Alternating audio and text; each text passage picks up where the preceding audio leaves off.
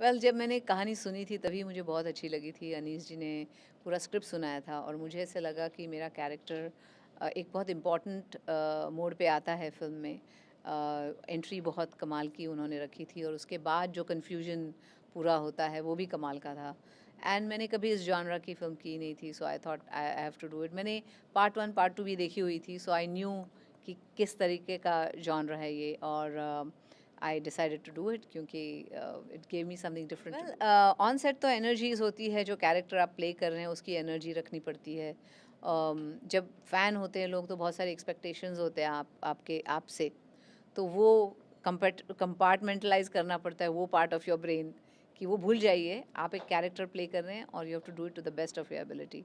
तो इसी पे ध्यान और नज़र रखनी पड़ती है when you come on the set, क्योंकि आपको पता है कि सब हैं ही फैंस, लेकिन आप कुछ और करना चाह रहे, कुछ अलग करना चाह रहे, तो वो हमेशा ध्यान में रखना पड़ता है कि you are an actor first then everything else. जी, मैं 3 साल की थी जब मैंने कथक डांस सीखना शुरू किया था।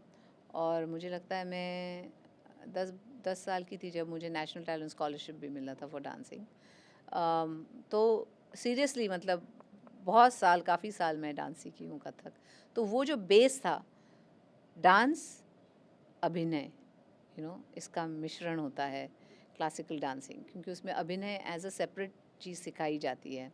और of course there is dancing, जैसे तत्कार, ये वो सब जो फुटवर्क, तोड़े टुकड़े, बाकी सब कुछ होता है। ठुमरी होती है जिसमें अभिनय वगैरह ज़्यादा होता है। तो I think all that prepared me for acting.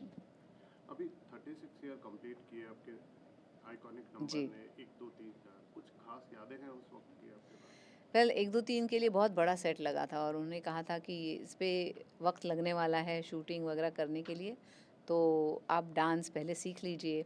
वो एक था। और मैं चाहती थी कि मैं रिहर्सल्स करूं सरोज जी के साथ, क्योंकि क्लासिकल डांस करना और बॉलीवुड डांस करना एक अलग डांस फॉर्म है, बॉलीवुड डांस। तो वो मैं उसकी जो स्टाइल थी वो मैं सीखना चाहती थी और वो सरोज जी से मुझे सीखने मिली। और जब 1 2 3 हमने पिक्चराइज़ किया तभी भी बहुत मज़ा आया, क्योंकि गाना ही ऐसा था। और मुझे याद है कि हमारे पास जूनियर आर्टिस्ट थे, कम पड़ गए एक दिन। तो जो स्ट्रीट पे जो चल के जा रहे थे उनको कि आपको शूटिंग देखनी है, आप आइए आइए, ऐसे करके पूरा वो महबूब हॉल पूरा फुल कर दिया था उन्होंने एंड तक। और जब वो जो ऑर्डिनरी पब्लिक थी उन्होंने गाना सुना तो उनको इतना अच्छा लगा, एक लड़के ने शर्ट उतार के ऐसे फेंक दिया हवा में। तो एन चंद्रा जी ने वो देखा, वो बोले ये बहुत कमाल की चीज़ हो गई, सब करो अभी। तो ऐसे लगना चाहिए कि वाकई एक रॉक कॉन्सर्ट चल रहा है किसी का और उसमें लोग मज़ा ले रहे हैं डांस का। तो वो जो एनर्जी आ रही थी उस क्राउड से वो अमेजिंग थी उस जब मैं वक्त भी डांस करती। अंदाजा था क्या शूट होते हुए कि ये इतना बड़ा गाना बनेगा, या? मतलब ये था कि गाना बहुत अच्छा है, बहुत कमाल का गाना मिला है और डांस भी अच्छा हो रहा है, लेकिन ये नहीं पता था कि इतना आइकॉनिक हो जाएगा ये गाना। नहीं, क्या है, प्रायोरिटीज़ हैं। मतलब मेरी फैमिली मेरा पहला प्रायोरिटी है। जैसे सब कह रहे थे आप यहाँ नहीं थे, यहाँ पे भूल भुलैया रिलीज़ हो गई, हिट हो गई, आप कहाँ हैं? But it's my 25th anniversary, wedding anniversary this year. And I, हाँ जी, थैंक यू। तो मैं ग्रीस गई थी with my husband to celebrate my 25th। तो that was my priority at that point. मैंने कहा मैं वापस आऊँगी तो आई विल डू वो द इंटरव्यूज़ और जो भी आप चाहते हैं मुझे करने के लिए। तो फिर जब मैं वापस आई तो हमने पीआर एक्टिविटी मेरे साथ शुरू की तभी। हमें बट बताया था सुपर हिट होगी तभी मूवी दिखेगी। अगर पिक्चर नहीं चली तो माधुरी जी अवेलेबल है। अपने फैंस को बताइए, आप फिटनेस के लिए क्या करते हैं? आप जैसा बनने के लिए क्या करना पड़ता अरे बाप रे! नहीं, नहीं, नहीं, फ़िटनेस मतलब एक तो मेरा ऐसा मानना है कि हर चीज़ मॉडरेट होनी चाहिए। जैसे अगर आप चॉकलेट भी खाते हैं तो कभी-कभी कोई-कोई पूरी चॉकलेट खा जाता है, एक पूरा लाइक स्लैब। तो मैं कहती हूँ कि वैसा नहीं करना चाहिए, मॉडरेट। अगर आपको चीटिंग भी करनी है तो मॉडरेट होनी चाहिए। आई एम वेरी मतलब आई am very strict with my diet, what I eat.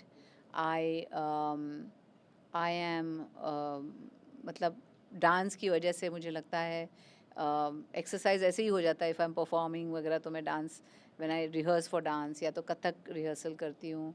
I work out, मुझे वक्त मिलता है तभी I work out. And I am very conscious of what I eat, कि अगर इधर उधर भी थोड़ा सा कभी जी करता है ना, कभी कभी किसी को समोसा खा लिया या थोड़ा सा ये खा लिया, लेकिन मॉडरेट, ज़्यादा नहीं। और उन फैंस को क्या कहना चाहते हैं जो लड़कियां माधुरी दीक्षित बनना चाहती हैं, वो कैसे अपने आप को तैयार करें इस फील्ड में आने के लिए? वेल एक चीज़ है कि मेरे साथ जो मैंने किया है वो है कि my mom was a big support for me. मेरी जो फैमिली थी वो मेरा सबसे बड़ा सपोर्ट था। मेरे मॉम, मेरे dad, they were my backbone literally. जब मैं काम कर रही थी, मेरी मम्मी हमेशा मेरे साथ सब जगह जाती। मम्मी नहीं आ सकती तो डैडी आते थे, और उस वजह से आई वाज वेरी ग्राउंडेड। वो मुझे तालीम घर से मिली है। The values, who you are, इसकी पहचान रखो हमेशा। और just because you're a star doesn't mean anything. आप अपने काम में अच्छे हैं, ये अच्छी बात है, लेकिन आप एक ह्यूमन बीइंग हैं first, then you are everything else. ये जो सब सीख मुझे मेरी मम्मी डैडी से मिली है, वो मैं हमेशा कैरी करती हूँ। मेरे बच्चों को भी वही वैल्यूज़ सिखाती हूँ।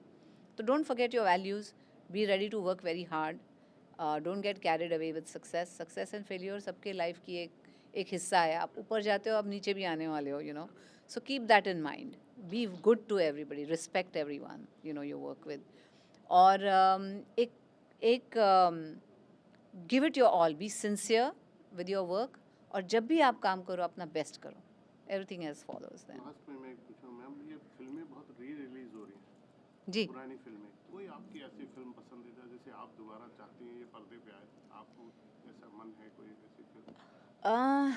अरे बाप रे आई थिंक हम आपके हैं कौन, तो दे री रिलीज्ड अभी उनके 25th पे, आई थिंक दे री रिलीज्ड। और कौन सी है, दिल तो पागल है, was a very beautiful film, that good. या दिल, बेटा was a very good film, और वो आज भी रेलेवेंट हो सकती है वो फिल्म। तो ऐसी फिल्में जो री हम रिलीज आपके हो हैं सकती कौन हैं। में तो शादियों में और आप री रिलीज बोल रहे हैं, हम रीमेक नहीं बोल रहे नहीं नहीं, री हैं। रिलीज बोल रहे हाँ हैं, रीमेक तो मैं नहीं पूछा। जी, थैंक यू सो मच हमसे बात करने के लिए। Thank you so much. Thank